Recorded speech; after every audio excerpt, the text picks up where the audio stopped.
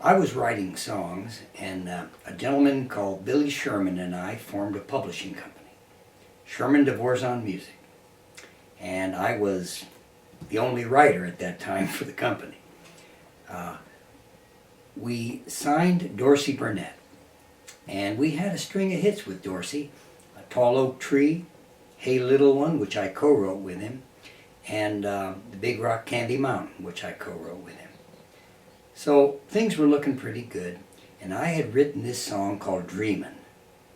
Well, I was very excited about this song, and I was in the office playing it for my partner when Dorsey's brother, Johnny Burnett, walked in. He heard this song and said, "Oh, Barry, I love this song. I want to do it. Liberty Records just signed me, and I want to do this song."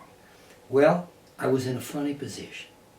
You see, Johnny was a songwriter, and he just got a deal with Liberty Records. This was such a good song, I wanted to get it to an important artist.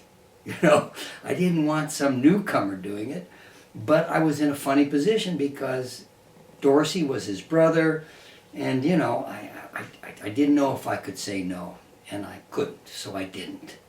So I gave the song to Johnny with great misgivings.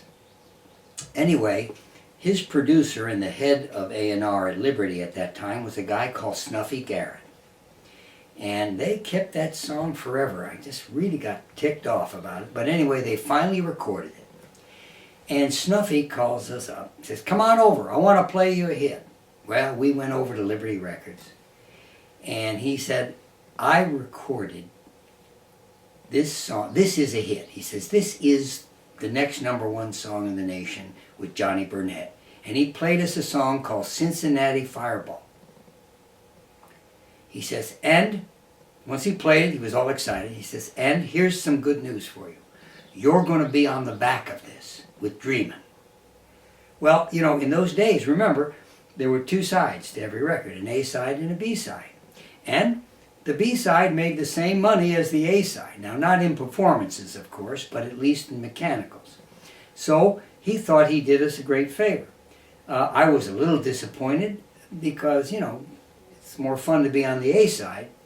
But I wasn't that crazy about the recording, and I figured, what the heck. So we left, and I asked my partner, "What do you think, Bill?" He said, "I think we're on the back of a hit." So the record came out, and guess what? Every DJ across the nation, instead of playing Cincinnati Fireball, turned it over and played the B-side. And Dreamin' went to #1. This story really begins a year before all of this happened.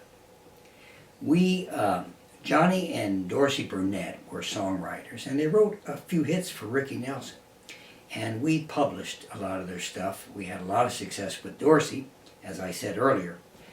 But we also had some songs we published for Johnny. And one day, Johnny walked into the office and said, "Barry, I got to talk to you about something really important." I said, "Sure, what is it, Johnny?"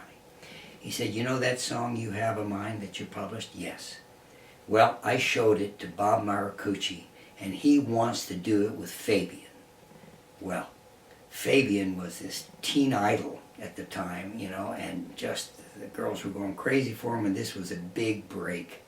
I said, "Well, that's fantastic." He said, "Well, not really." He says, "You see, Maracucci wants the publishing." I said, "But Johnny, we have the publishing. You know, we've done a demo, we signed a contract." He said, I know. I said, "Well, I'll give him half. We'll split the publishing." He says, "I tried that. He wants it all, or he's not going to do it with Fabian." I said, "Well, Johnny, what do you want me to do here, man? I mean, I own the publishing." He said, "Barry, I got a wife and 2 kids, and I need this. I need this song with Fabian. I guess I want you to give me back the publishing."